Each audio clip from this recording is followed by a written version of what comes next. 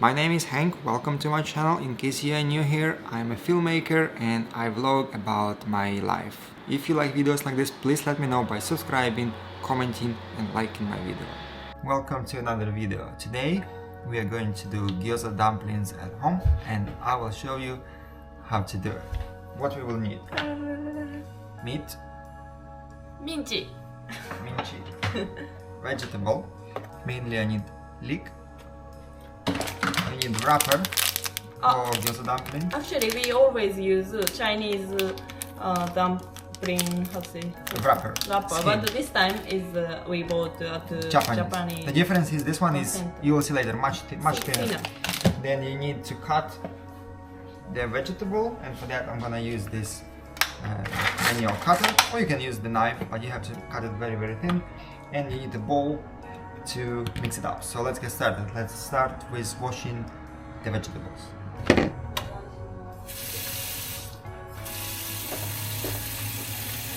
Also, we will need a soy sauce and some sort of sake, alcohol. I can use gin, or sometimes I use Japanese sake. But of course you can do it without sake too. It just adds a little bit of flavor.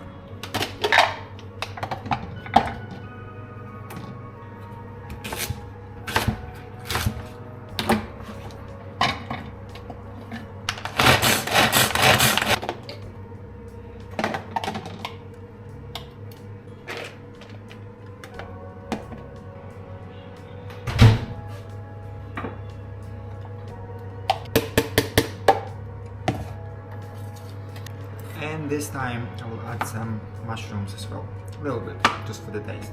And you may notice that I don't give you any instructions on exactly how much to put what. That's because mainly it's improvised. I did it so many times already that I just take a guess. Now let's add meat. I'm using the frozen meat, so I had to put it in the microwave for a few minutes. If you can get fresh one, of course use the fresh one. Mix it all together nicely. And let's add a little bit of soy sauce. And just a little bit of sake. And again, mix it nicely. The consistency you want is almost 1:1 meat to vegetables. However, if you prefer more meaty or more vegetarian, you can just adjust it to your liking.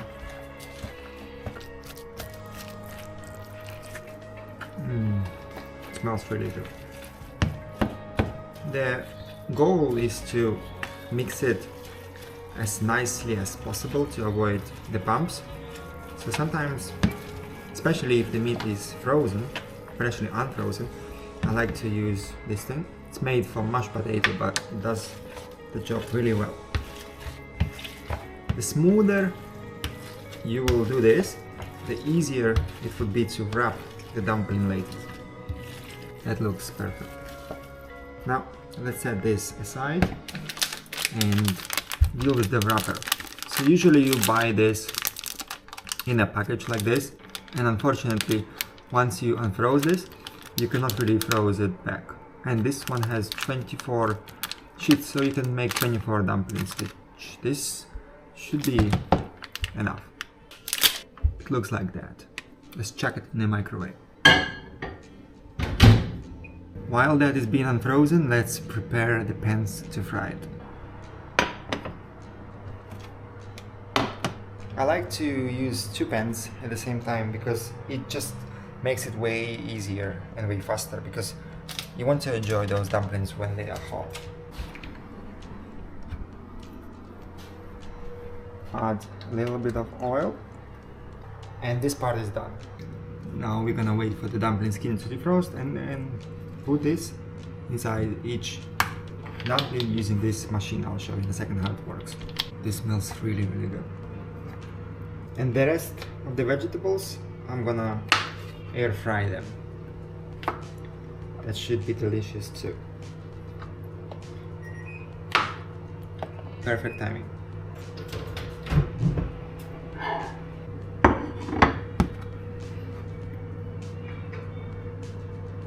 This is how they look like, and much softer.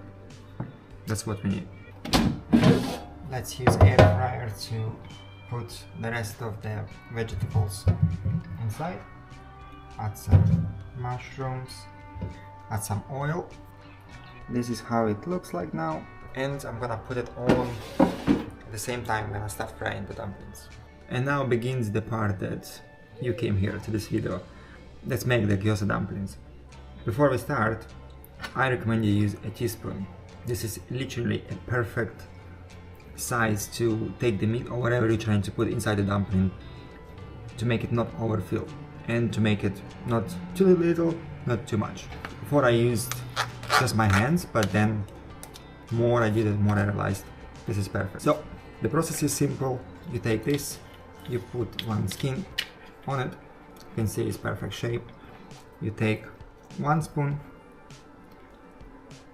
you put it inside, and then you close this really hard. You got the gyoza dumpling. It's not perfect. You can either cut the rest or just leave it. It's up to you. I'm gonna leave it. And you do it many times. Again, don't overfill this, otherwise you're not gonna close the dumpling. And sometimes just use your fingers to adjust.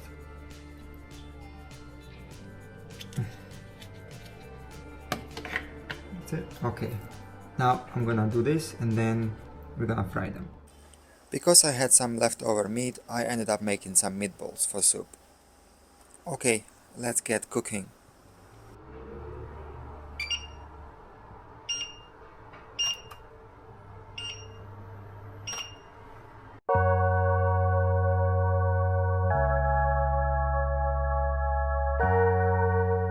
As a perfect side dish for our gyoza dumplings, we are making wonton soup, and this is what we used. And this is my wife's idea. All of the leftover from making gyoza dumplings we are putting inside the soup as well.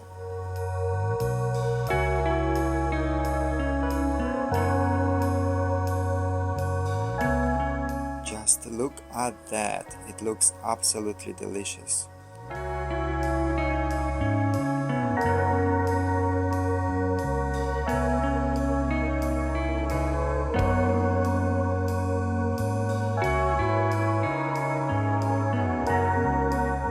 I learned a lot from my Japanese wife, and we really enjoy cooking together, and moments like this bring us closer together.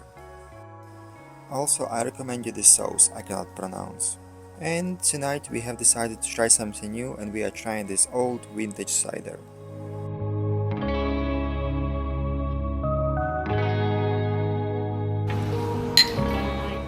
Thank you for watching, guys. Subscribe please.